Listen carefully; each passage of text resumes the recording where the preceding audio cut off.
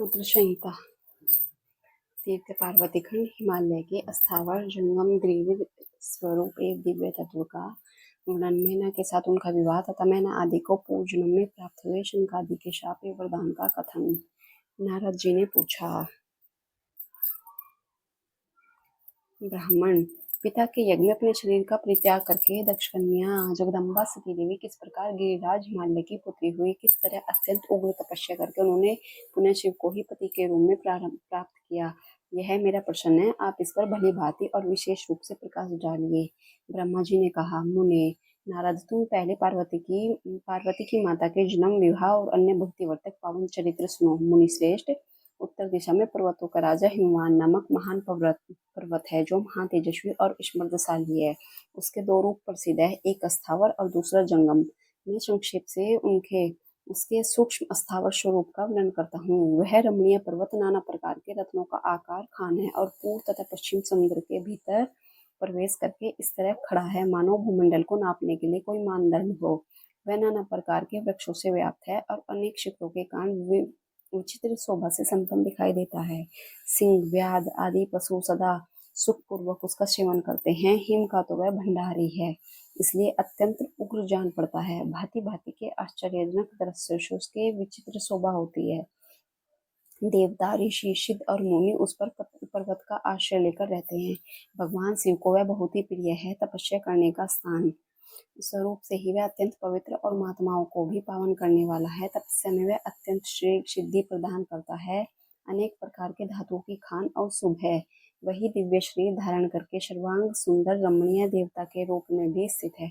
भगवान विष्णु का अविकृत अंश है, इसलिए वह शैलराज साधु संतों को अधिक प्रिय है। एक समय गिरिवर हिमवान ने अपनी कुल परंपरा की स्थिति और धर्म की वृद्धि के लिए देवताओं तथा पितरों का हित करने की अभिलाषा से अपने विवाह करने की इच्छा की। मुनीश्वर, उस अवसर पर संपूर्ण देवता अपने स्वार्थ का विचार करके दिव्य पितरों के पास आकर उन्होंने प्रसन्नता पूर्वक बोले। देवताओं ने कहा, पितरों, आप सब यदि देवताओं का कार्य सिद्ध करना आपको भी अभीष्ट हो तो श्री ऐसा ही करे। आपकी ज्येष्ठ पुत्री जो मैना नाम से प्रसिद्ध है, वह मंगल रूपिणी है। उसका विवाह आप लोग अत्यंत प्रसन्नता पूर्वक हिमवान पर्वत से कर दे। ऐसा करने पर आप सब लोगों को सर्वथा महान लाभ होगा और देवताओं के दुखों का निवारण भी पग पग पर होता रहेगा। देवताओं की यह बात सुनकर पितरों ने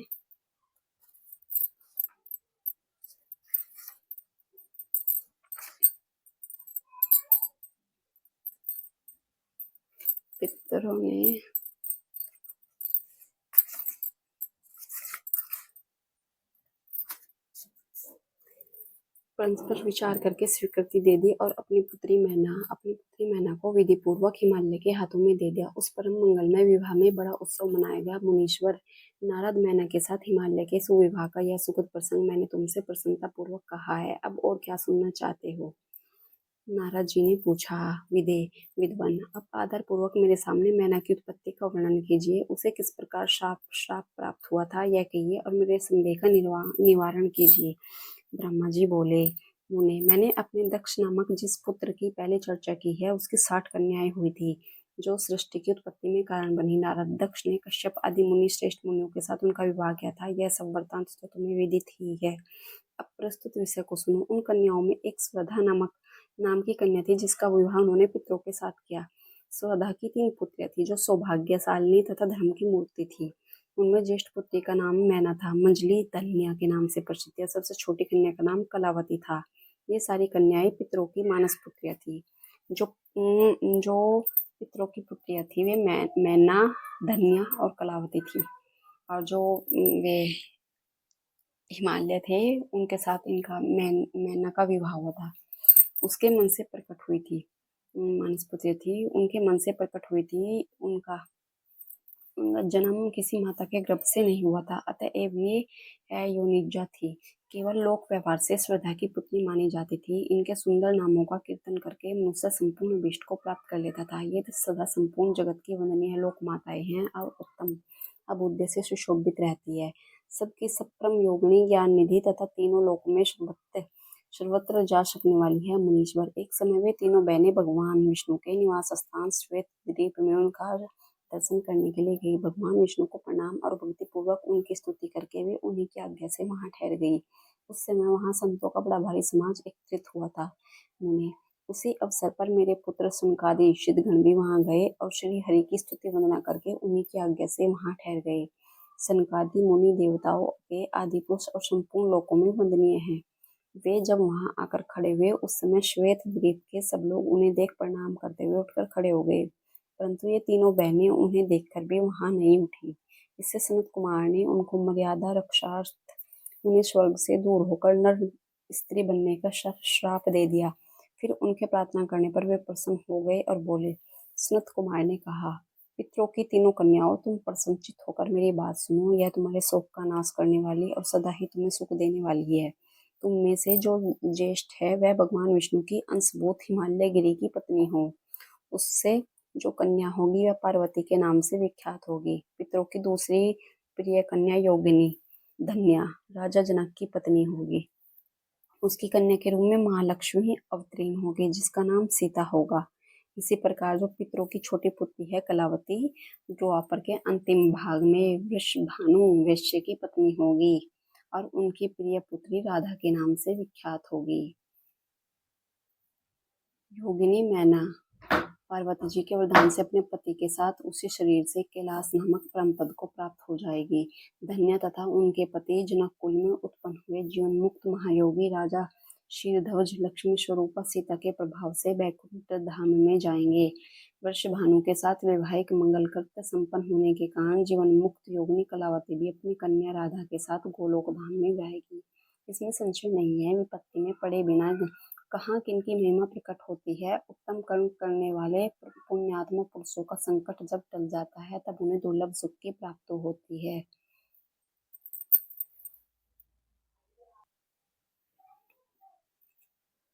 अब तुम लोग प्रसन्नतापूर्वक मेरी दूसरी बात भी सुनो, जो सदा सुख देने वाली है। मैना की पुत्री जगदम्बा पार्वती देवी अत्यंत दुस्सह तप करके भगवान शिव की प्रिय पत्नी बनेगी।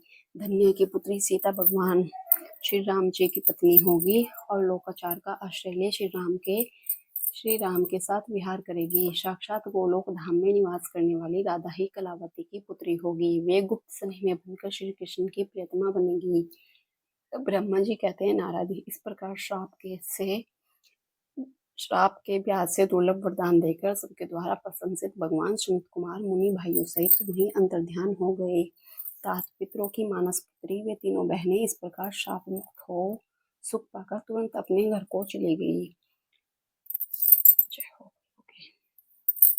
नेक्स्ट, देवताओं का हिमालय के पास जाना और उनसे सत्कृत हो उन्हें उमाराधन की विधि बता स्वयं भी एक सुंदर स्थान में जाकर उनकी स्तुति करना।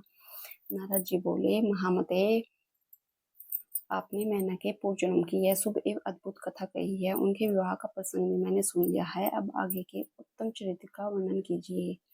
ब्रह्मा जी ने कहा, नारद, जब मैना के साथ विवाह करके हिमवान अपने घर को गए तब तीनों लोकों में बड़ा भारी उत्सव मनाया गया। हिमालय भी अत्यंत प्रसन्न हो मैना के साथ अपने सुखदायक सदन में निवास करने लगे। मुनि उस समय श्री विष्णु आदि समस्त देवता और महात्मा मुनि गिरिराज के पास गए। उन सब देवताओं को आया देख महान हिमगिरि ने प्रशंसा पूर्वक उन्हें प्रणाम किया और अपने भाग्य की सराहना करते हुए भक्ति भाव से उन सबका आदर सत्कार किया। हाथ जोड़ मस्तक झुकाकर वे बड़े प्रेम से स्तुति करने को उद्यत हुए। शैलराज के शरीर में महान रोमांच हो आया, उनके नेत्रों से प्रेम के आंसू बहने लगे। मुनि हिमशैल ने प्रसन्न मन से अत्यंत प्रेम पूर्वक प्रणाम किया और विनीत भाव से खड़े हो श्री विष्णु आदि देवताओं से कहा। हिमालय बोले, आज मेरा जन्म सफल हो गया। मेरी बड़ी भारी तपस्या सफल हुई। आज मेरा ज्ञान सफल हुआ और आज मेरी सारी क्रियाएं सफल हो गई। आज मैं धन्य हुआ, मेरी सारी भूमि धन्य हुई, मेरा कुल धन्य हुआ, मेरी स्त्री तथा मेरा सब कुछ धन्य हो गया। इसमें संशय नहीं है, क्योंकि आप सब महान देवता एक साथ मिलकर एक ही समय यहाँ पधारे हैं। मुझे अपना सेवक समझकर प्रसन्नता पूर्वक उचित कार्य के लिए आज्ञा दें। हिमगिरि का यह वचन सुनकर वे सब सिद्धि मनाते हुए बोले। सुनकर वे सब देवता बड़े प्रसन्न हुए और अपने कार्य की सिद्धि मनाते हुए बोले। देवताओं ने कहा, महाप्राग हिमालय, हमारा हितकारक वचन सुनो। हम सब लोग जिस काम के लिए यहाँ आए हैं उसे प्रसन्नता पूर्वक बता रहे हैं। गिरिराज जो पहले जगदम्बा उमा दक्षकन्या सती के रूप में प्रकट हुई थी और रुद्र पत्नी होकर सुदीर्घ काल तक इस पर्वत पर क्रीड़ा करती रही, वे ही अंबिका सती अपने पिता से अनादर पाकर अपनी प्रतिज्ञा का स्मरण करके यज्ञ में शरीर त्याग अपने परम धाम को पधार गई। हिमगिरे, वह कथा लोक में विख्यात है और तुम्हें भी विदित है। यदि वे सती पुनः तुम्हारे घर में प्रकट हो जाए तो देवताओं का महान लाभ हो सकता है। ब्रह्मा जी कहते हैं, श्री विष्णु आदि देवताओं की यह बात सुनकर गिरिराज हिमालय मन ही मन प्रसन्न हो आदर से झुक गए और बोले, प्रभु ऐसा हो तो बड़े सौभाग्य की बात है। तदंतर वे देवताओं ने बड़े आदर से उमा को प्रसन्न करने की विधि बताकर स्वयं सदाशिव पत्नी उमा की शरण में गए। एक सुंदर स्थान में स्थित हो समस्त देवताओं में जगदम्बा का स्मरण किया और बारंबार प्रणाम करके वे वहां श्रद्धा पूर्वक उनकी स्तुति करने लगे। देवता बोले, शिवलोक में निवास करने वाली देवी उमे, जगदम्बे, सदाशिव प्रिय, दुर्गे, महेश्वरी, हम आपको नमस्कार करते हैं। आप पावन शांत स्वरूप श्री शक्ति है, परम पावन पुष्टि है, अव्यक्त प्रकृति और महत्व है, ये आपके ही रूप है। इस भक्ति पूर्वक आपको नमस्कार करते हैं। आप कल्याणमयी शिवा है, आपके हाथ भी कल्याणकारी है। आप शुद्ध, स्थूल, सूक्ष्म और सबका परम आश्रय है। अंतर विद्या और सुविद्या से अत्यंत प्रसन्न करने वाली है। आप देवी को हम प्रणाम करते हैं। आप श्रद्धा है, आप धृति है, आप श्री है और आप ही सब में व्याप्त रहने वाली देवी है। आप ही सूर्य की किरणें हैं और आप ही अपने प्रपंच को प्रकाशित करने वाली है। ब्रह्मांड रूप शरीर में और जगत के जीवों में रहकर जो ब्रह्मा से लेकर तर्ण पर्यंत संपूर्ण जगत की पुष्टि करती है, उन आदि देवी को हम नमस्कार करते हैं। आप ही वेद माता गायत्री है, आप ही सावित्री और सरस्वती है, आप ही संपूर्ण जगत के लिए वार्ता नामक वृत्ति है और आप ही धर्म स्वरूपा वेद त्रयी है। आप ही संपूर्ण भूतों में निद्रा बनकर रहती है, उनकी शुभता और तृप्ति भी आप ही है। आप ही तृष्णा, कांति, छवि, दृष्टि और सदा संपूर्ण आनंद को देने वाली है। आप ही पुण्यकर्ताओं के यहाँ लक्ष्मी बनकर रहती है और आप ही पापियों के घर सदा ज्येष्ठा, लक्ष्मी की बड़ी बहन दरिद्रता के रूप में वास करती है। अच्छा, लक्ष्मी दो बहनें, एक तो लक्ष्मी और लक्ष्मी जी की जो बड़ी बहनी है उनका नाम है दरिद्रता के रूप में वास करती है। आप ही संपूर्ण जगत की शांति है। आप ही धारण करने वाली धात्री, एक प्राणों का पोषण करने वाली शक्ति है। आप ही पांचों भूतों के सार तत्वों को प्रकट करने वाली तत्व स्वरूपा है। आप ही नीतिज्ञों की नीति तथा व्यवसाय रूपिणी है। आप ही सामदेव की गीति है। आप ही ग्रंथि है। आप ही यजुर्मंत्रों की आहुति है। ऋग्वेद की माता तथा अथर्ववेद की परम गति भी आप ही है। जो प्राणियों के नाक, कान, नेत्र, मुख, भुजा, वक्ष स्थल और हृदय में धृति रूप से स्थित हो सदा ही उनके लिए सुख का विस्तार करती है, जो निद्रा के रूप में संसार के लोगों को अत्यंत सुभग प्रतीत होती है, वे देवी उमा जगत की स्थिति एवं पालन के लिए हम सब पर प्रसन्न हो। इस प्रकार जगत जननी सती साध्वी महेश्वरी उमा की स्तुति करके अपने हृदय में विशुद्ध प्रेम लिए वे सब देवता उनके दर्शन की इच्छा से वहां खड़े हो गए। जय हो माता की।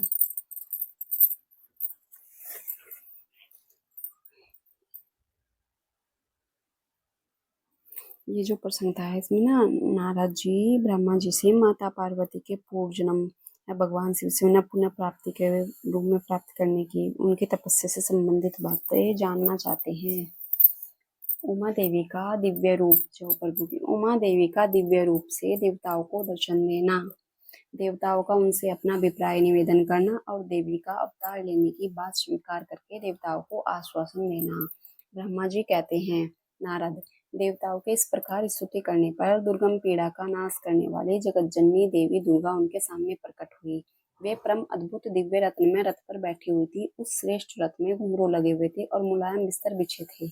उनके श्री विग्रह का एक एक अंग करोड़ों सूर्य से भी अधिक प्रकाशमान और रमणीय था। ऐसे अवयवों से वे अत्यंत उद्भाषित हो रही थी। सब और फैली हुई अपने तेजो राशि के मध्य भाग में वे विराजमान थी। उनका रूप बहुत ही सुंदर था। उनकी छवि की कहीं तुलना नहीं थी। सदा शिव के साथ विलास करने वाली उन महामाया की किसी के साथ समानता नहीं थी। शिवलोक में निवास करने वाली वे देवी त्रिविध चिन्मय गुणों से युक्त थी। प्राकृत गुणों का अभाव होने से उन्हें निर्गुणा कहा जाता है।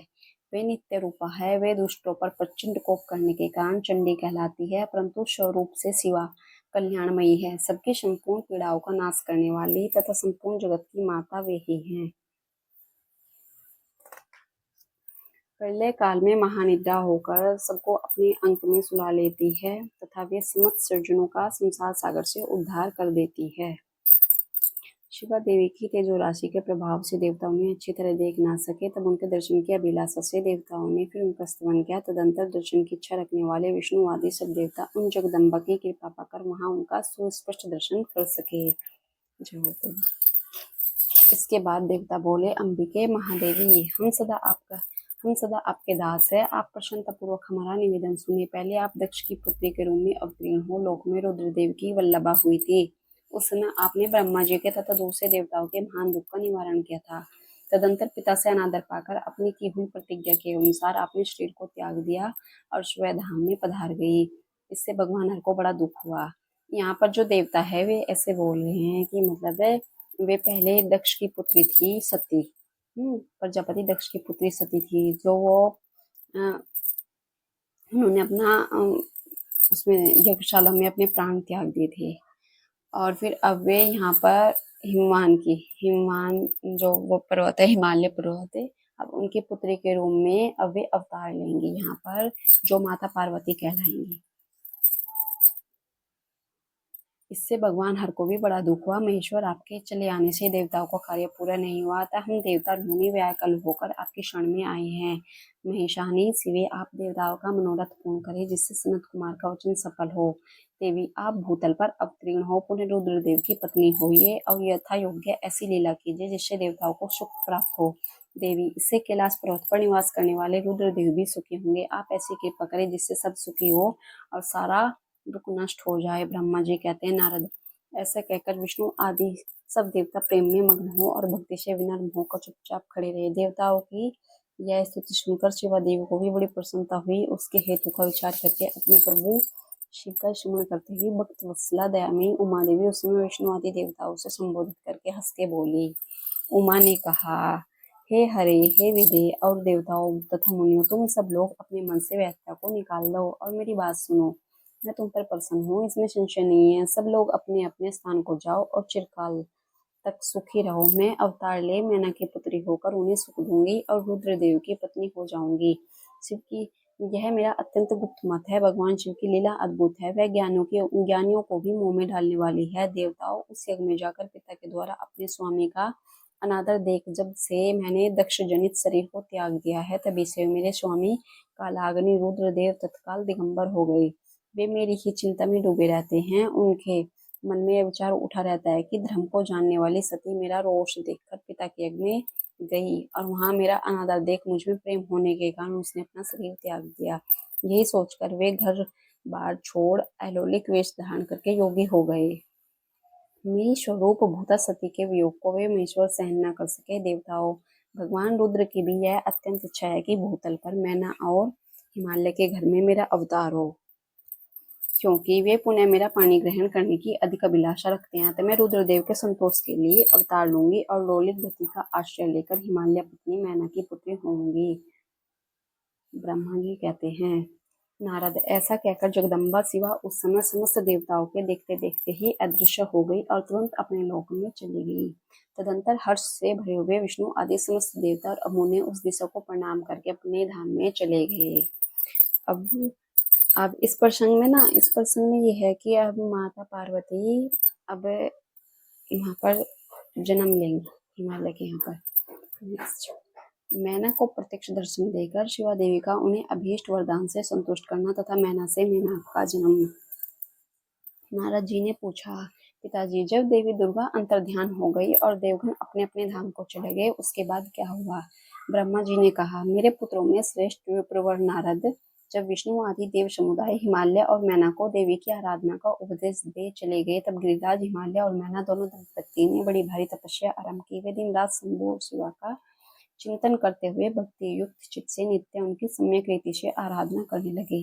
भगवान की पत्नी मैना बड़ी प्रसन्नता से शिव सहित शिवा देवी की पूजा करने लगी। वे उन्हीं के संतोष के लिए सदा ब्राह्मणों को दान देती रहती थी। मन में संतान की कामना ले मैना चैत्र मास के आरंभ से लेकर 27 वर्षों तक प्रतिदिन तत्परता पूर्वक शिवा देवी की पूजा और आराधना में लगी रही। वे अष्टमी को उपवास करके नवमी को लड्डू, बलि सामग्री, पिठी, खीर और गंधपुष्प आदि देवी को भेंट करती थी। गंगा के किनारे औषधि प्रस्थ में उमा की मिट्टी की मूर्ति बनाकर नाना प्रकार की वस्तुएं समर्पित करके उसकी पूजा करती थी। मैना देवी कभी निराहार रहती, कभी व्रत के नियमों का पालन करती, कभी जल पीकर रहती और कभी हवा पीकर रह जाती थी। विशुद्ध तेज से दमकती हुई दीप्तिमती मैना ने प्रेम पूर्वक शिवा में चित लगाए 27 वर्ष व्यतीत कर दिए। 27 वर्ष पूरे होने पर जगन्मनी शंकर कामनी जगदम्बा उमा अत्यंत प्रसन्न हो मैना की उत्तम भक्ति से संतुष्ट हुए परमेश्वरी देवी उन पर अनुग्रह करने के लिए उनके सामने प्रकट हुई। तेजोमंडल के बीच में विराजमान तथा दिव्य अवयव से युक्त उमा देवी प्रत्यक्ष दर्शन दे मैना से हंसती हुई बोली। इस प्रसंग में ये लिखा है कि 27 सालों तक मैना और हिमालय ने तपस्या की, पूजा की, शिव की और शिवा की दोनों की, और फिर तब उन्होंने शिवा ने उनको दर्शन दिए, प्रत्यक्ष दर्शन दिए। देवी ने कहा, गिरिराज हिमालय की रानी महासाध्वी मैना, मैं तुम्हारी तपस्या से बहुत प्रसन्न हूँ। तुम्हारे मन में जो अभिलाषा हो उसे कहो। मैना, तुमने तपस्या, व्रत और समाधि के द्वारा जिस जिस वस्तु के लिए प्रार्थना की है वह सब मैं तुम्हें दूंगी। तब मैना ने प्रत्यक्ष प्रकट हुई कालिका देवी को देखकर प्रणाम किया और इस प्रकार कहा। मैना बोली, देवी, इस समय मुझे आपके रूप का प्रत्यक्ष दर्शन हुआ है, अतः मैं आपकी स्तुति करना चाहती हूँ कालिके, इसके लिए आप प्रसन्न हो। ब्रह्मा जी कहते हैं, नारद, मैना के ऐसा कहने पर श्रम मोहिनी कालिका देवी ने मन में अत्यंत प्रसन्न हो अपनी दोनों बाहों से खींचकर मैना को हृदय से लगा लिया। इससे उन्हें तत्काल महाज्ञान की प्राप्ति हो गई। फिर तो मैना देवी प्रिय वचनों द्वारा भक्ति भाव से अपने सामने खड़ी हुई कालिका की स्तुति करने लगी। मैना बोली, जो महामाया जगत को धारण करने वाली, चंडिका, लोकधारिणी तथा संपूर्ण मनोवांछित पदार्थों को देने वाली उन महादेवी को मैं प्रणाम करती हूँ। जो नित्य आनंद प्रदान करने वाली माया, योग निद्रा, जगत जननी तथा सुंदर कमलों की माला से अलंकृत है, उन नित्य शुद्धा उमा देवी को मैं नमस्कार करती हूँ। जो सबकी माता मही, नित्य आनंदमयी, भक्तों के शोक का नाश करने वाली तथा कल्प पर्यंत नारियों एवं प्राणियों की बुद्धि रूपिणी है, उन देवी को मैं नमस्कार करती हूँ। आप ये तो क्या अज्ञान में मुझ जैसी नारियां आपके प्रभाव का क्या वर्णन कर सकती है।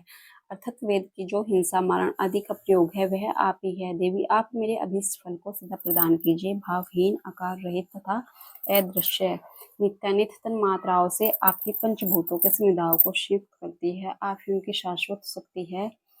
आपका स्वरूप नित्य है। आप समय समय पर योग युक्त एक समर्थ नारी के रूप में प्रकट होती है। आप ही जगत की योनि और आधार शक्ति है। आप ही प्राकृत तत्वों से परे नित्य प्रकृति कही गई है, जिसके द्वारा ब्रह्म के स्वरूप को वश में किया जाता है। वह नित्य विद्या आप ही है। मात, आज मुझ पर प्रसन्न हुई। आप ही अग्नि के भीतर व्याप्त उग्रदाही का शक्ति है। आप ही सूर्य किरणों में स्थित प्रकाशी का शक्ति है। चंद्रमा में जो आहादि का शक्ति है वह भी आप ही है। ऐसी आप चंडी देवी का मैं स्तवन और वंदन करती हूँ। आप स्त्रियों को बहुत प्रिय है। ऊर्ध्वरेता ब्रह्मचारियों की ध्येयभूता नित्य ब्रह्मा शक्ति भी आप ही है। संपूर्ण जगत की वांछा तथा श्री हरि की माया भी आप ही है। जो देवी इच्छानुसार रूप धारण करके सृष्टि पालन और संहार में हो उन कार्यों का संपादन करती है तथा ब्रह्मा, विष्णु एवं रुद्र के शरीर की भी हेतुभूता है, वे आप ही हैं। देवी, आज मुझ पर प्रसन्न हो। आपको पुनः मेरा नमस्कार है। यहाँ पर माता मैना है, जो माता मैना देवी शिवा के वो कर रही है, उनकी आराधना कर रही है। ब्रह्मा जी कहते हैं, नारद, मैना की इस प्रकार स्तुति करने पर दुर्गा कालिका ने अपने उन मैना देवी से कहा, तुम अपना मनोवांछित वर मांग लो। हिमाचल प्रिय, तुम मुझे प्राणों के समान प्यारी हो। तुम्हारी जो इच्छा है वह वर मांगो, उसे मैं निश्चय ही दे दूंगी। तुम्हारे लिए मुझे कुछ भी अदे नहीं है। महेश्वरी उमा देवी का यह अमृत के समान मधुर वचन सुनकर हिमगिरी कामिनी मैना बहुत संतुष्ट हुई और इस प्रकार बोली, शिवे, आपकी जय हो उत्कृष्ट ज्ञान वाली महेश्वरी जगदम्बिके। यदि मैं वर पाने के योग्य हूँ तो फिर आपको श्रेष्ठ वर मांगती हूँ। जगदम्बे, पहले तो मुझे 100 पुत्र हो, उन सबकी आयु हो, वे सब पराक्रम से युक्त तथा रिद्धि सिद्धि से संपन्न हो। उन पुत्रों के पश्चात मेरी एक पुत्री हो जो स्वरूप और गुणों से सुशोभित होने वाली हो। वह दोनों कुलों को आनंद देने वाली तथा तीनों लोकों में पूजित हो। जगदम्बिके, शिवे, आप ही देवताओं का कार्य सिद्ध करने के लिए मेरी पुत्री तथा रुद्रदेव की पत्नी होइए और तदनुसार लीला कीजिए। ब्रह्मा जी कहते हैं, नारद, मेनका की बात सुनकर प्रसन्न हृदय देवी उमा ने उनके मनोरथ को पूर्ण करने के लिए मुस्कुराकर कहा। देवी बोली, पहले तुम्हें 100 बलवान पुत्र प्राप्त होंगे, उनमें भी एक सबसे अधिक बलवान और प्रधान होगा जो सबसे पहले उत्पन्न होगा। तुम्हारी भक्ति से संतुष्ट हूँ मैं स्वयं तुम्हारे यहाँ पुत्री के रूप में अवतीर्ण होंगी और समस्त देवताओं के सेवित हो उनका कार्य सिद्ध करूंगी। यहाँ पर माता ने उनको वरदान दिया है कि 100 पुत्र होंगे। उन्होंने मैना देवी ने ऐसा वरदान मांगा कि मेरे 100 पुत्र हो और 100 पुत्रों के बाद एक पुत्री हो जो तीनों लोकों में पूजित हो और दोनों कुलों का आनंद देने वाली हो, तीनों लोकों में पूजित हो। तो फिर माता ने उनको ऐसा वरदान दे दिया है। देवी बोली, ऐसा कहकर देवी बोली अच्छा ऐसा कहकर जगन्धात्री परमेश्वरी कालिका शिवा मैना के देखते देखते वहीं अदृश्य हो गई। तात महेश्वरी से अभीष्ट वर पाकर मैना को भी अपार हर्ष हुआ। उनका तपस्या जनित सारा क्लेश नष्ट हो गया। मुने फिर काल क्रम से मैना के गर्भ रहा और प्रतिदिन बढ़ने लगा। समयानुसार उसने एक उत्तम पुत्र को उत्पन्न किया जिसका नाम मैनाक था। मैना के जो पुत्र का नाम था, जो सबसे पहला पुत्र था, उनको वैसे तो 100 पुत्र होने थे, तो जो सबसे पहला था उनका नाम था मैनाक। उसने समुद्र के साथ उत्तम मैत्री बांधी। वह अद्भुत पर्वत नागबधियों के उपभोग का स्थल बना और उसके समस्त अंग श्रेष्ठ है। हिमालय के 100 पुत्रों में वह सबसे श्रेष्ठ और महान बल पराक्रम से संपन्न है। अपने या अपने बाद प्रकट हुए समस्त पर्वतों में एकमात्र मैनाकी पर्वतराज के पर्वत पर पद पर प्रतिष्ठित है। जय हो प्रभु के।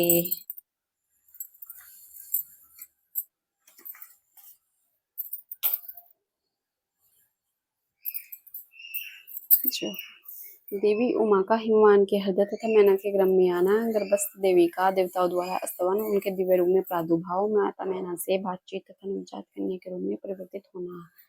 ब्रह्मा जी कहते हैं, नारद, तदंतर मैना और हिमालय आदर पूर्वक देव कार्य की सिद्धि के लिए कन्या प्राप्ति के हेतु वहां जगत जननी भगवती उमा का चिंतन करने लगे, जो प्रसन्न होने पर संपूर्ण अभीष्ट वस्तुओं को देने वाली है। वे महेश्वरी उमा अपने पूर्ण अंश से गिरिराज हिमवान के चित्त में प्रविष्ट हुई। इससे उनके शरीर में अपूर्व सुंदर प्रभाव उतर आए। वे आनंदमग्न हो अत्यंत प्रकाशित होने लगे। उस अद्भुत तेजो राशि से संपन्न महामना हिमालय अग्नि के समान अदृश्य हो गए थे। तत्पश्चात सुंदर कल्याणकारी समय में गिरिराज हिमालय ने अपनी प्रिया मैना के उदर में शिवा के उस परिपूर्ण अंश का आधान किया। इस तरह गिरिराज की पत्नी मैना ने हिमालय के हृदय में विराजमान करुणा निधान देव की कृपा से सुखदायक गर्भ धारण किया। संपूर्ण जगत की निवास भूता देवी के गर्भ में आने से प्रिया मैना सदा तेजोमंडल के बीच में स्थित होकर अधिक शोभा पाने लगी। अपनी प्रिया शुभांगी मैना को देखकर गिरिराज हिमवान बड़ी प्रसन्नता का अनुभव करने लगे। गर्भ में जगदम्बा के आ जाने से महान तेज से संपन्न हो गई थी। मुने उस अवसर में विष्णु आदि देवता और मुनियों ने वहां आकर ग्रह में निवास करने वाली शिवा देवी की स्तुति की और तदंतर महेश्वरी की नाना प्रकार से स्तुति करके प्रसन्नचित हुए। वे सब देवता अपने अपने धाम को चले गए। जब 9वां महीना बीत गया और 10वां भी पूरा चला गया, तब जगन्माता कालिका ने समय पूर्ण होने पर गर्भस्थ शिशु की जो गति होती है उसी को धारण किया अर्थात जन्म ले लिया। उस अवसर पर आद्य शक्ति सती साध्वी शिवा पहले मैना के सामने अपने ही रूप से प्रकट हुई। बसंत ऋतु में चैत्र मास की 9वीं तिथि को मृगशिरा नक्षत्र में आधी रात के समय चंद्रमंडल से आकाश गंगा की भांति मेनका के उदर से देवी शिवा का अपने ही स्वरूप में प्रादुर्भाव हुआ।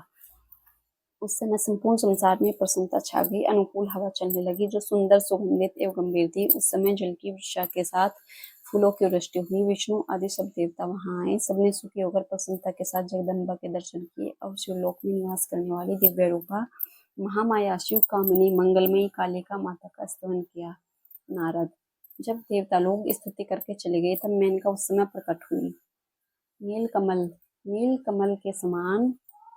कमल दल के समान कांति वाली श्याम वर्णा देवी को देखकर अतिशय आनंद का अनुभव करने लगे। देवी के उस दिव्य रूप का दर्शन करके गिरिप्रिया मैना को ज्ञान प्राप्त हो गया। वे उन्हें परमेश्वरी समझकर अत्यंत हर्ष से उल्लासित हो उठी और संतोष पूर्वक बोली। मैना ने कहा, जगदम्बे महेश्वरी, आपने बड़ी कृपा की जो मेरे सामने प्रकट हुई। अंबिके, आपकी बड़ी शोभा हो रही है। शिवे, आप संपूर्ण शक्तियों में आद्य शक्ति तथा तीनों लोकों की जननी है। देवी, आप भगवान शिव को सदा ही प्रिय है तथा संपूर्ण देवताओं से प्रशंसित पराशक्ति है। महेश्वरी, आप कृपा करें और इसी रूप से मेरे ध्यान में स्थित हो जाए, साथ ही मेरी पुत्री के अनुरूप प्रत्यक्ष दर्शन रूप धारण करे। ब्रह्मा जी कहते हैं, नारद, पर्वत पत्नी मैना की यह बात सुनकर अत्यंत प्रसन्न हुई। शिवा देवी ने उस गिरिप्रिय को इस प्रकार उत्तर दिया। देवी बोली, मैना, तुमने पहले तत्परता पूर्वक मेरी बड़ी सेवा की थी। उस समय तुम्हारी भक्ति से प्रसन्न हूँ। मैं वर देने के लिए तुम्हारे निकट आई। वर मांगो। मेरी इस वाणी को सुनकर तुमने जो वर मांगा वह इस प्रकार है। महादेवी, आप मेरी पुत्री हो जाए और देवताओं का हित साधन करे। तब मैंने तथास्तु कहकर तुम्हें सादर वर दिया और मैं अपने धाम को चली गई। गिरिका मिनी, उस वर के अनुसार समय पाकर आज मैं तुम्हारी पुत्री हुई हूँ। आज मैंने जो दिव्य रूप का दर्शन कराया है, इसका उद्देश्य इतना ही है कि तुम्हें मेरे स्वरूप का स्मरण हो जाए, अन्यथा मुझसे रोने पर, कथने पर मेरे विषय में तुम अनजान ही बनी रहती।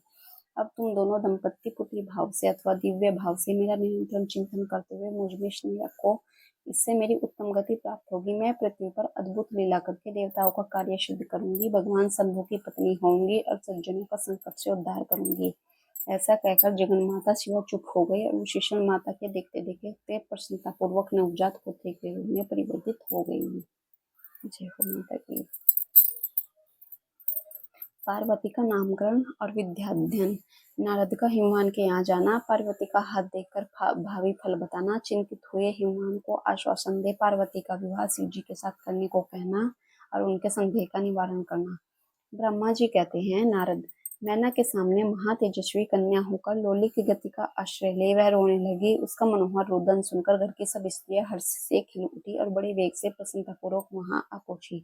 नील कमल दल के समान श्याम कांति वाली उस परम तेजस्वी और मनोरम कन्या को देखकर गिरिराज हिमालय अतिशय आनंद में निमग्न हो गए।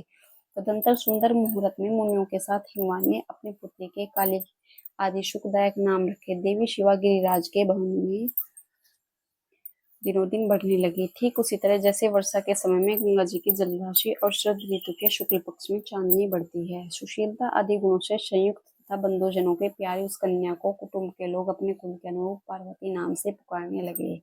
माता ने कालिका को उमा, अरे तपस्या मत कर, यह कहकर तप करने से रोका था मुनि, इसलिए वह सुंदर मुख वाली गिरिराज नंदनी आगे चलकर लोक में उमा के नाम से विख्यात हो गई। नारद, तदंतर जब विद्या के उपदेश का समय आया, तब शिवा देवी अपने चित्त को एकाग्र करके बड़ी प्रसन्नता के साथ श्रेष्ठ गुरु से विद्या पढ़ने लगी। पूर्व जन्म की सारी विद्याएं उन्हें उसी तरह प्राप्त हो गई जैसे शरत काल में हंसों की पात अपने आप स्वर्ग गंगा के तट पर पहुंच जाती है और रात्रि में अपना प्रकाश सुमत महौषधियों को प्राप्त हो जाता है। मुनि, इस प्रकार मैंने शिवा की किसी एक लीला का ही वर्णन किया है, एक अब अन्य लीला का भी वर्णन करूंगा, सुनो। अब दूसरी लीला, इस प्रसंग में अब दूसरी लीला स्टार्ट हो रही है देवी शिवा की। एक समय की बात है, तुम भगवान शिव की प्रेरणा से प्रसन्नतापूर्वक हिमालय के घर पर गए। मुने, तुम शिव तत्व के ज्ञाता हो और उनकी लीला के जानकारों में श्रेष्ठ हो। नारद, गिरिराज हिमालय ने तुम्हारे घर पर आया देख प्रणाम करके तुम्हारी पूजा की और अपनी पुत्री को बुलाकर उससे तुम्हारे चरणों में प्रणाम करवाया। मुनीश्वर, फिर स्वयं ही तुम्हें नमस्कार करके हिमालय ने अपने सौभाग्य की सराहना की और अत्यंत मस्तक झुकाकर हाथ जोड़कर तुमसे कहा। हिमालय बोले, हे मुनि नारद, हे मुनि नारद, हे ब्रह्मा पुत्रों में श्रेष्ठ ज्ञानवान प्रभु, आप सर्वज्ञ है और कृपा पूर्वक दूसरों के उपकार में लगे रहते हैं। मेरी पुत्री की जन्म कुंडली में जो गुण दोषों से बताइए, मेरी बेटी किसकी सौभाग्यवती प्रिय पत्नी होगी। ब्रह्मा जी कहते हैं, मुनि श्रेष्ठ, तुम बातचीत में कुशल और कौतुकी हो तो ही गिरिराज हिमालय के ऐसा कहने पर तुमने कलिका का हाथ देखा और उसके संपूर्ण अंगों पर विशेष रूप से दृष्टिपात करके हिमालय से इस प्रकार कहना आरंभ किया। नारद बोले, शैलराज और मैना, आपकी यह पुत्री चंद्रमा की आदि कला के समान बड़ी है। समस्त शुभ लक्षण इसके आदि अंगों की शोभा बढ़ाते हैं। यह अपने पति के लिए अत्यंत सुखदायिनी होगी और माता पिता के लिए कीर्ति बढ़ाएगी। संसार की समस्त नारियों में यह परम साध्वी और स्वजनों को सदा महान आनंद देने वाली होगी। गिरिराज, तुम्हारी पुत्री के हाथ में सब उत्तम लक्षण ही विद्यमान है, केवल एक रेखा विलक्षण है। इसका यथार्थ फल सुनो। इसे ऐसा पति प्राप्त होगा जो योगी, नंग धड़ंग रहने वाला, निर्गुण और निष्काम होगा। उसके न माँ होगी न बाप, उसे मान सम्मान भी कोई ख्याल नहीं रहेगा और वह सदा अमंगल वेश धारण करेगा। ब्रह्मा जी कहते हैं, नारद, तुम्हारी इस बात को सुन और सत्य मानकर मैना तथा हिमाचल दोनों पति पत्नी बहुत दुखित हुए, परंतु जगदम्बा शिवा तुम्हारे ऐसे वचन को सुनकर और लक्षणों द्वारा उस भावी पति को शिव मानकर मन ही मन हर्ष से खिल उठी। नारद जी की बात कभी झूठ नहीं हो सकती है सोचकर शिवा भगवान शिव के युगल चरण में संपूर्ण हृदय से अत्यंत स्नेह करने लगी। नारद उस समय मन ही मन दुखी हो हिमवान ने तुमसे कहा, मुने, उस रेखा का फल सुनकर मुझे बड़ा दुख हुआ है। मैं अपनी पुत्री को उससे बचाने के लिए क्या उपाय करूं? मुने, तुम महान कौतुक करने वाले और वार्तालाप विशारद हो। हिमवान की बात सुनकर अपने मंगलकारी वचनों द्वारा उनका हर्ष बढ़ाते हुए तुमने इस प्रकार कहा। नारद बोले, गिरिराज, तुम स्नेहपूर्वक मेरी एक बात सच्ची है, सुनो। वह झूठ नहीं होगी। हाथ की रेखा ब्रह्मा जी की लिपि है, निश्चय ही वह मिथ्या नहीं हो सकती। अतः शैल पड़व इस कन्या को वैसा ही पति मिलेगा, इसमें संशय नहीं है। परंतु इस रेखा के कुफल से बचने के लिए एक उपाय भी है, उसे प्रेम पूर्वक सुनो। उसे करने से तुम्हें सुख मिलेगा। मैंने जैसे वर का निरूपण किया है, वैसे ही भगवान शंकर है। वे सर्व समर्थ है और लीला के लिए अनेक रूप धारण करते हैं। उनमें समस्त लक्षण सद्गुणों के समान हो जाएंगे। समर्थ पुरुष में कोई दोष भी हो तो वह उसे दुख नहीं देता। असमर्थ के लिए ही वह दुखदायक होता है। इस विषय में सूर्य, अग्नि और गंगा का दृष्टांत सामने रखना चाहिए। इसलिए तुम विवेक पूर्वक अपनी कन्या शिवा को भगवान शिव के हाथ में सौंप दो। भगवान शिव सबके ईश्वर, सेव्य, निर्विकार, सामर्थ्यशाली और अविनाशी है। वे जल्दी ही प्रसन्न हो जाते हैं, अतः शिवा को ग्रहण कर लेंगे, इसमें संशय नहीं है। विशेषत वे तपस्या से वश में हो जाते हैं। यदि शिवा तप करे तो सब काम ठीक हो जाएगा। सर्वेश्वर शिव सब प्रकार से समर्थ है। वे इंद्र के वज्र का भी विनाश कर सकते हैं। ब्रह्मा जी उनके अधीन हैं तथा वे सबको सुख देने वाले हैं। पार्वती भगवान शंकर की प्यारी पत्नी होगी। वह सदा रुद्रदेव के अनुकूल रहेगी, क्योंकि वह महासाध्वी और उत्तम व्रत का पालन करने वाली है तथा माता पिता को सुख को बढ़ाने वाली है। वह यह तपस्या करके भगवान शिव के मन को अपने वश में कर लेगी और वे भगवान भी इसके सिवा किसी दूसरी स्त्री से विवाह नहीं करेंगे। इन दोनों का प्रेम एक दूसरे के अनुरूप है। वैसे उच्च कोटि का प्रेम न तो किसी का हुआ है और न इस समय है और न आगे होगा। गिरिश्रेष्ठ, इन्हीं देवताओं के कार्य करने हैं। उनके जो काम नष्ट प्राय हो गए हैं, उन सबका इनके द्वारा पुनः उज्जीवन या उद्धार होगा। आद्रिराज, आपकी कन्या को पाकर ही भगवान हर अर्धनारीश्वर होंगे। उन दोनों का पुनः हर्ष पूर्वक मिलन होगा। आपकी यह पुत्री अपनी तपस्या के प्रभाव से सर्वेश्वर महेश्वर को संतुष्ट करके उनके शरीर के आधे भाग को अपने अधिकार में कर लेगी, उनका अर्धांग बन जाएगी। गिरिश्रेष्ठ, तुम्हें अपनी यह कन्या भगवान शंकर के सिवा दूसरी किसी को नहीं सौंपनी चाहिए, किसी को नहीं देनी चाहिए। यह देवताओं का गुप्त रहस्य है, इसे कभी प्रकाशित नहीं करना चाहिए। हिमालय ने कहा, ज्ञानी मुनि नारद, मैं आपको एक बात बता रहा हूँ, उसे प्रेम पूर्वक सुनिए और आनंद का अनुभव कीजिए। सुना जाता है महादेव जी सब प्रकार की आसक्तियों का त्याग करके अपने मन को संयम में रखते हुए नित्य तपस्या करते हैं। देवताओं को भी दृष्टि में नहीं आते। देव ऋषि ध्यान मार्ग में स्थित हुए वे भगवान शंभु पर ब्रह्मा में लगाए हुए अपने मन को कैसे हटाएंगे? ध्यान छोड़कर विवाह करने को कैसे उद्यत होंगे? इस विषय में मुझे महान संदेह है। दीपक की लौ के समान प्रकाशमान, अविनाशी, प्रकृति से परे, निर्विकार, निर्गुण, सगुण, निर्विशेष और निरीह जो पर ब्रह्मा है, वही उनका अपना सदाशिव नामक स्वरूप है। अतः वे उसी का सर्वत्र साक्षात्कार करते हैं, किसी बाह्य अनात्म वस्तु पर दृष्टि नहीं डालते। मुने, यहाँ आए हुए किन्नरों के मुंह से उनके विषय में नित्य ऐसी ही बात सुनी जाती है। क्या वह बात मिथ्या ही है? विशेषतः यह बात भी सुनने में आती है कि भगवान हर ने पूर्व काल में सती के समक्ष एक प्रतिज्ञा की थी। उन्होंने कहा था, दक्ष कुमारी प्यारी सती, मैं तुम्हारे सिवा दूसरी किसी स्त्री का अपनी पत्नी बनाने के लिए न वरण करूंगा न ग्रहण। यह मैं तुमसे सत्य कहता हूँ। इस प्रकार सती के साथ उन्होंने पहले ही प्रतिज्ञा कर ली है। अब सती के मर जाने पर वे दूसरी किसी स्त्री को कैसे ग्रहण करेंगे?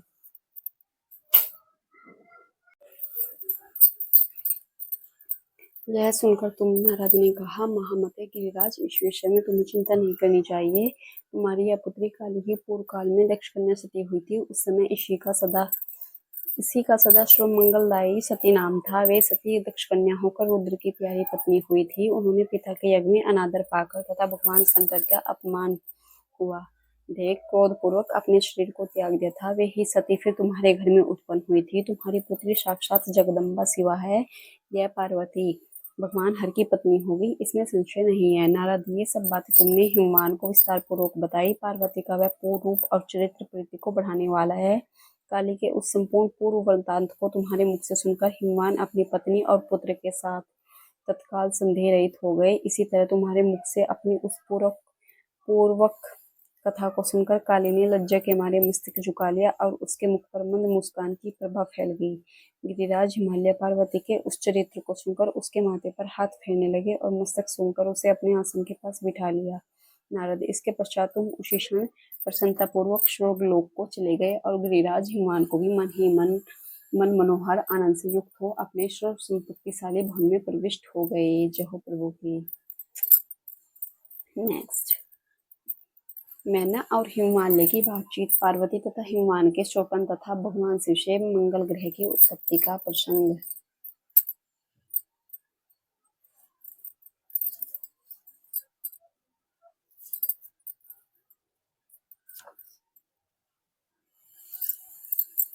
ब्रह्मा जी कहते हैं, नारद, जब तुम स्वर्गलोक को चले गए तब से कुछ काल और व्यतीत हो जाने पर एक दिन मैना ने हिमान के निकट जाकर उन्हें प्रणाम किया। फिर खड़ी हो गई। गिरी कामिनी मैना अपने पति से विनयपूर्वक बोली। मैना ने कहा, प्राणनाथ, उस दिन नारद मुनि पति नहीं पिता है अपने पिता से विनयपूर्वक बोली। मैना ने कहा, प्राणनाथ, उस दिन नारद मुनि ने जो बात कही थी उसको स्त्री स्वभाव के कारण मैंने अच्छी तरह नहीं समझा। मेरी तो यह प्रार्थना है कि आप कन्या का विवाह किसी सुंदर वर के साथ कर दीजिए।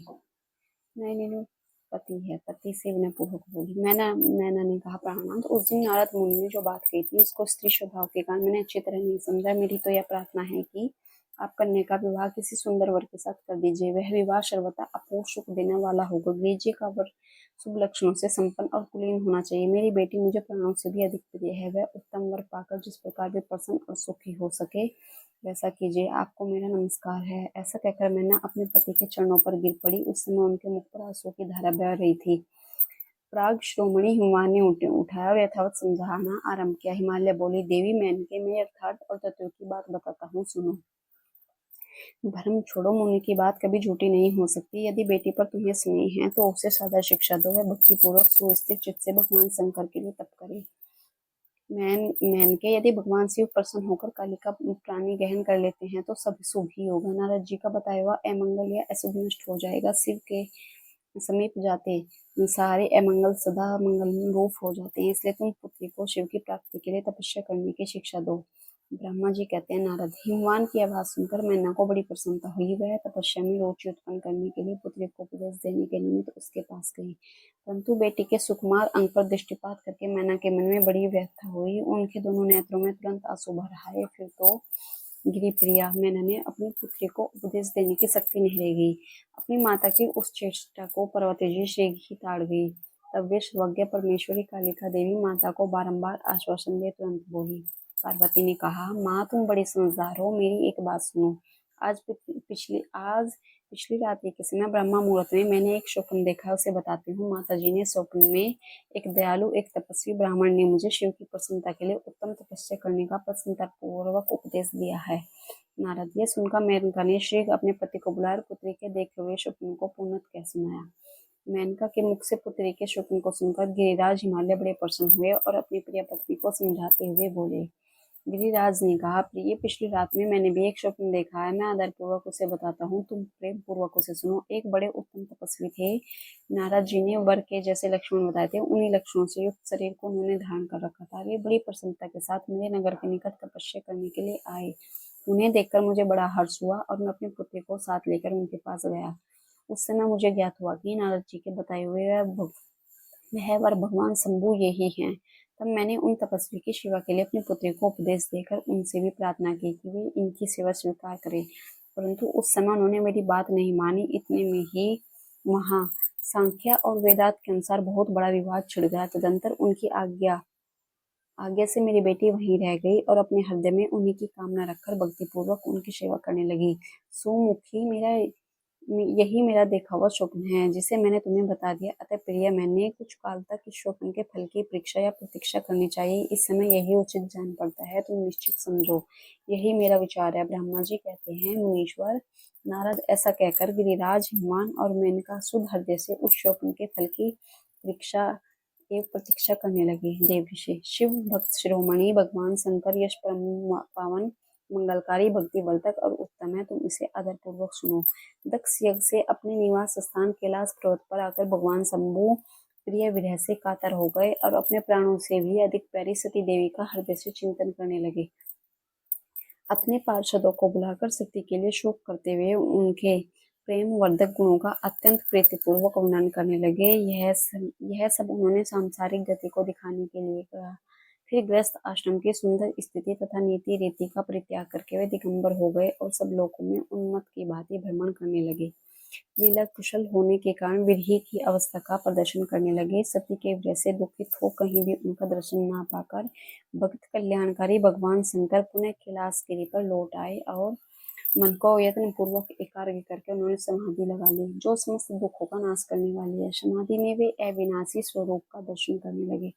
इस तरह तीनों गुणों से रहित हुए भगवान शिव चिरकाल तक सुस्थिर भाव से समाधि लगाए बैठे रहे। वे प्रभु स्वयं ही माया के अधिपति निर्विकार पर ब्रह्म हैं। तदंतर जब असंख्य वर्ष व्यतीत हो गए तब उन्होंने समाधि छोड़ी। उसके बाद तुरंत ही जो चरित्र हुआ उसे मैं बताता हूँ।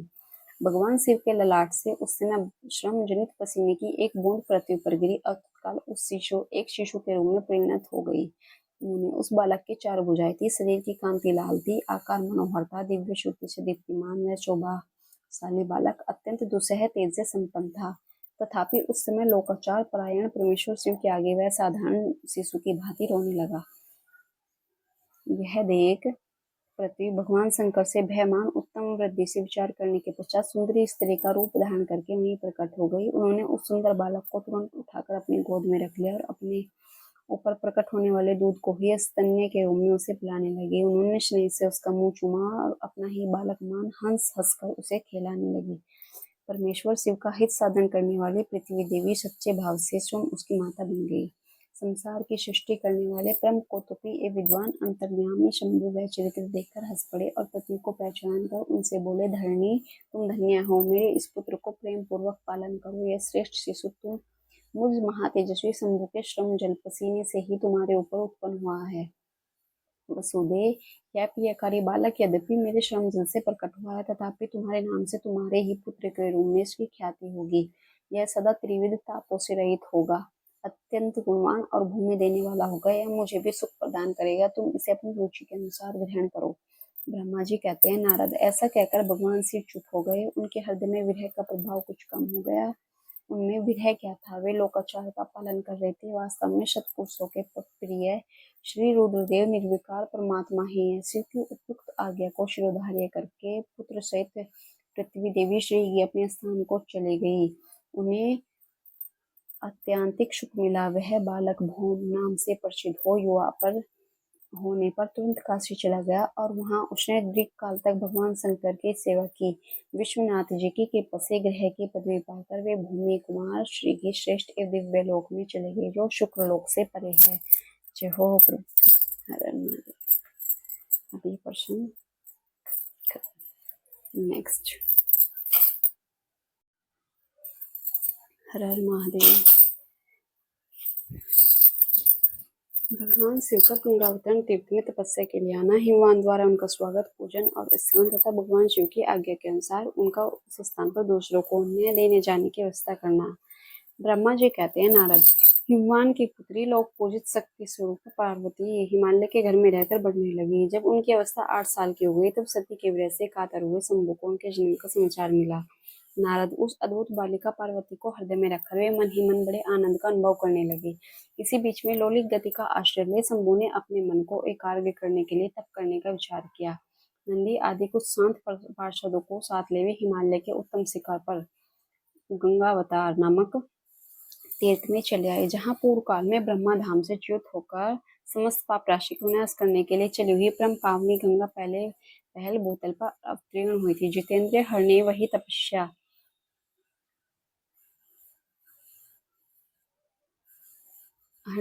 रहकर तपस्या आरंभ की। वे आलस्य रहित हो चेतन ज्ञान स्वरूप नित्य ज्योतिर्मय निरामय जगन्मय चिदानंद स्वरूप देहहीन तथा आश्रय रहित अपने आत्मभूत परमात्मा का एकाग्र भाव से चिंतन करने लगे। भगवान हर के ध्यानापरण होने पर नंदी, भृंगी आदि कुछ अन्य पार्षदगण भी ध्यान में तत्पर हो गए। उस समय कुछ ही परमतगण परमात्मा शंभु की सेवा करते थे। वे सब मौन रहते और एक शब्द भी नहीं बोलते थे। कुछ द्वारपाल हो गए थे। इसी समय गिरिराज हिमवान उस औषधि बहुल शिखर पर भगवान शंकर का शुभागमन सुनकर उनके प्रति आदर की भावना से वहां आए। आकर सेवकों सहित गिरिराज ने भगवान रुद्र को प्रणाम किया, उनकी पूजा की। अत्यंत प्रसन्न हो हाथ जोड़ उनका सुंदर स्तवन किया। फिर हिमालय ने कहा, प्रभु, मेरे सौभाग्य का उदय हुआ है जो आप यहाँ पधारे। आपने मुझे स्नात कर दिया, क्यों ना हो। महात्माओं ने ठीक ही वर्णन किया है। अच्छा, जो वो है हिमालय पर्वत, हिमालय, तो शंकर भगवान को जब पता चला कि वे 8 साल की हो गई, पार्वती जी ने वहां पर हिमालय के घर में जन्म लिया है और उनकी अवस्था 8 साल की हो गई, तब उन्होंने हिमालय पर जाकर हिमालय शिखर का जो सबसे ऊंचे वाला शिखर था गंगावतार, वहां जाकर उन्होंने तपस्या की भोलेनाथ ने। और तब इस बात का उनको हिमराज को पता चला, जो वे हिमालय थे उनको उनको पता चला, तो वे शंकर भगवान की पूजा स्तुति करने के लिए वे वहां आए और उनकी पूजा की। वर्णन क्या है कि आप दीन वत्सल है, आज मेरा जन्म सफल हो गया, आज मेरा जीवन सफल हुआ और आज मेरा सब कुछ सफल होगा, क्योंकि आपने यहाँ पर दापरण करने का कष्ट उठाया है। महेश्वर, आप मुझे अपना दास समझकर शांत भाव से मुझे सेवा के लिए आज्ञा दीजिए। मैं बड़ी प्रसन्नता से अन्योन्यचित होकर आपकी सेवा करूंगा। ब्रह्मा जी कहते हैं, नारद, गिरिराज का यह वचन सुनकर महेश्वर ने किंचित आंखें खोली और सेवकों सहित हिमवान को देखा। सेवकों सहित गिरिराज को उपस्थित देख ध्यान योग में स्थित हुए जगदीश्वर वृषभध्वज ने मुस्कुराते हुए कहा। महेश्वर बोले, शैलराज, मैं तुम्हारे शिखर पर एकांत में तपस्या करने के लिए आया हूँ। तुम ऐसा प्रबंध करो जिससे कोई भी मेरे निकट न आ सके। तुम महात्मा हो, तपस्या के धामों, मुनियों, देवताओं, राक्षसों और अन्य महात्माओं को भी सदा आश्रय देने वाले हो। द्विज आदि का तुम्हारे ऊपर सदा ही निवास रहता है। तुम गंगा से अभिषिक्त होकर सदा के लिए पवित्र हो गए हो। दूसरों का उपकार करने वाले तथा संपूर्ण पर्वतों के सामर्थ्यशाली राजा हो। गिरिराज, मैं यहाँ गंगावतरण स्थल में तुम्हारे आश्रित होकर आत्म संयम पूर्वक बड़ी प्रसन्नता के साथ तपस्या करूंगा। शैलराज, गिरिश्रेष्ठ, जिस साधन से मेरी यहाँ तपस्या बिना किसी विघ्न बाधा के चालू रह सके, उसे इस समय प्रयत्न पूर्वक करो। पर्वत परवर, मेरी यही सबसे बड़ी सेवा है। तुम अपने घर जाओ और मैंने जो कुछ कहा है उसका उत्तम प्रीति से यत्नपूर्वक प्रबंध करो। शिव जी ने उनको कहा कि मतलब मैं यहाँ पर तपस्या करना चाहता हूँ और तुम ऐसा प्रबंध करो कि यहाँ पर मुझे कोई मतलब कोई बाधा ना हो, कोई विघ्न बाधा ना हो, ऐसे कि मुझे कोई परेशान ना कर सके, मतलब ऐसे। तो उन्होंने ऐसा बोला। ब्रह्मा जी कहते हैं, नारद, ऐसा कहकर सृष्टिकर्ता जगदीश्वर भगवान शंभु चुप हो गए। उस समय गिरिराज ने शंभु से प्रेम पूर्वक यह बात कही। जगन्नाथ परमेश्वर, आज मैंने अपने प्रदेश में स्थित हुए आपका स्वागत पूर्वक पूजन किया है, यही मेरे महान सौभाग्य की बात है। अब आपसे और क्या प्रार्थना करूं महेश्वर। कितने ही देवता बड़े बड़े आत्मा का आश्रय ले महान तप करके भी आपको नहीं पाते। वे ही आप यहाँ स्वयं उपस्थित हो गए। मुझसे बढ़कर श्रेष्ठ, सौभाग्यशाली और पुण्यात्मा दूसरा कोई नहीं, क्योंकि आप मेरे पृष्ठभाग पर तपस्या के लिए उपस्थित हुए हैं। परमेश्वर, आज के मैं अपने को देवराज इंद्र से भी अधिक भाग्यवान मानता हूँ, क्योंकि सेवकों सहित आपने यहाँ आकर मुझे अनुग्रह का भाग्य बना दिया। देवेश, आप स्वतंत्र है, आप बिना किसी विघ्न बाधा के उत्तम तपस्या कीजिए। प्रभु, मैं आपका दास हूँ, अतः सदा आपकी आज्ञा के अनुसार सेवा करूंगा। ब्रह्मा जी कहते हैं, नारद, ऐसा कहकर गिरिराज हिमालय तुरंत अपने घर को लौट आए। उन्होंने अपनी प्रिया मैना को बड़े आदर से वह सारा वृत्तांत कह सुनाया। तत्पश्चात शैलराज ने साथ जाने वाले परिजनों तथा समस्त सेवक गणों को बुलाकर उन्हें ठीक ठीक समझाया। हिमालय बोले, आज से कोई भी गंगावतरण नामक स्थान में जो मेरे पृष्ठभाग में ही है, मेरी आज्ञा मानकर न जाए। यह मैं सच्ची बात कहता हूँ। यदि कोई वहां जाएगा तो उस महादुष्ट को मैं विशेष दंड दूंगा। इस प्रकार अपने समस्त गणों को श्री की नियंत्रित करके हिमवान ने विघ्न निवारण के लिए जो सुंदर प्रयत्न किया वह तुम्हें बताता हूँ। जय हो प्रभु की। हिमवान का पार्वती को शिव की सेवा में रखने के लिए उनसे आज्ञा मांगना और शिव का कारण बताते हुए इस प्रस्ताव को अस्वीकार कर देना।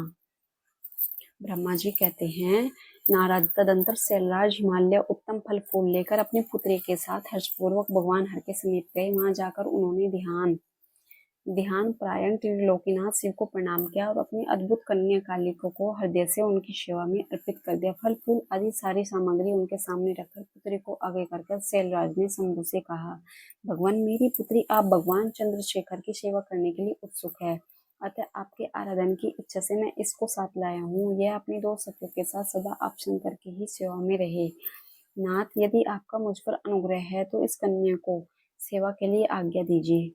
तब भगवान शंकर ने उस परम मनोहर काम रूपिणी कन्या को देखकर आंखें मूंद ली और अपने त्रिगुणातीत अविनाशी परम तत्व में उत्तम रूप का ध्यान आरंभ किया। उस समय सर्वेश्वर एवं सर्वव्यापी जटाजूटधारी वेदांत वेद चंद्र कला विभूषण शंभु उत्तम आसन पर बैठकर नेत्र बंद किए तप ध्यान में ही लग गए। यह देख हिमालय ने मस्तक झुकाकर पुनः उनके चरणों में प्रणाम किया। यद्यपि उनके हृदय में दीनता नहीं थी तो भी वे उस समय इस संशय में पड़ गए कि न जाने भगवान मेरी प्रार्थना स्वीकार करेंगे या नहीं। वक्ताओं में श्रेष्ठ गिरिराज हिमालय जगत के एकमात्र बंधु भगवान शिव से इस प्रकार कहा। हिमालय बोले, देवदेव महादेव करुणाकर शंकर विभो, मैं आपकी शरण में आया हूँ, आंखें खोलकर मेरी ओर देखिए।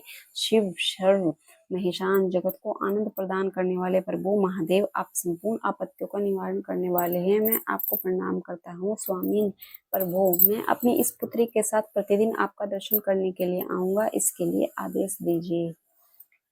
यहाँ पर जो भोलेनाथ वहाँ गंगा अवतरण में जो आए हैं, हिमालय पर्वत का जो पृष्ठ भाग है उस पर तपस्या करने के लिए आए हैं। तो जो वो हिमालय है वे अपनी पुत्री जो पार्वती जी है, जो उनका नाम कालिके उमा बहुत सारे नाम है, तो उनको लेकर आए हैं।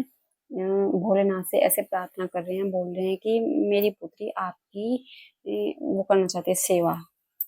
तो वे ऐसे भोलेनाथ से उस बात के लिए आदेश मांग रहे हैं कि मतलब आदेश कि ऐसा आदेश दे दो कि मतलब मेरी पुत्री यहाँ आपकी सेवा कर सके, आप तपस्या कर रहे हैं, ऐसा इस प्रसंग में मतलब लिखा है। उनकी यह बात सुनकर देवदेव महेश्वर ने आंखें खोलकर ध्यान छोड़ दिया और कुछ सोच विचार कर बोले।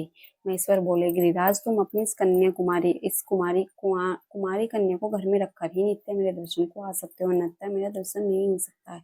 महेश्वर की ऐसी बात सुनकर शिवा के पिता हिमवान मस्तक झुकाकर उन भगवान शिव से बोले, प्रभु, यह तो बताइए किस कारण से मैं इस कन्या के साथ आपके दर्शन के लिए नहीं आ सकता। क्या यह सेवा योग्य नहीं है, आपकी सेवा के योग्य नहीं है? फिर इसे नहीं लाने का कारण क्या है, ये मेरी समझ में नहीं आता। यह सुनकर भगवान वृषभध्वज शंभु हंसने लगे और विशेषतः दुष्ट योगियों को लोकाचार का दर्शन कराते हुए हिमालय से बोले, शिवराज, यह कुमारी सुंदर कटि प्रदेश से सुशोभित तन्वयी तनवंगी चंद्रमुखी और शुभ लक्षणों से संपन्न है, इसलिए इसे मेरे समीप तुम्हें नहीं लाना चाहिए। इसके लिए मैं तुम्हें बारंबार रोकता हूँ।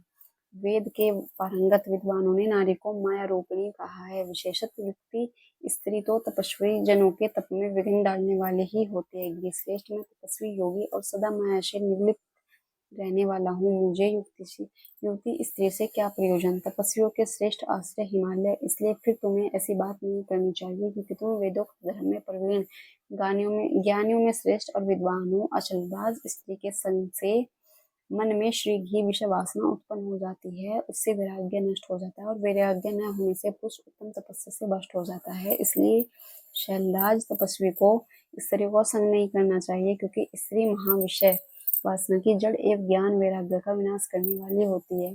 ब्रह्मा जी कहते हैं, नारद, इस तरह की बहुत सी बातें कहकर महायोगी शिरोमणि भगवान महेश्वर चुप हो गए।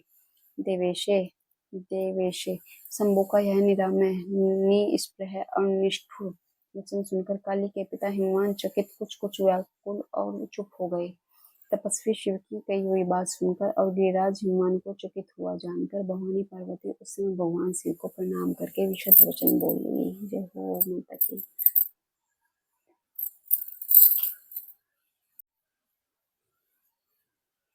तो शिव भक्तों, आज के शुभ पुराण के इस पावन प्रसंग को हम यहीं पर छोड़ते हैं, खत्म करते हैं और फिर कल को नया प्रसंग स्टार्ट करते हैं। हर हर महादेव, हर महादेव।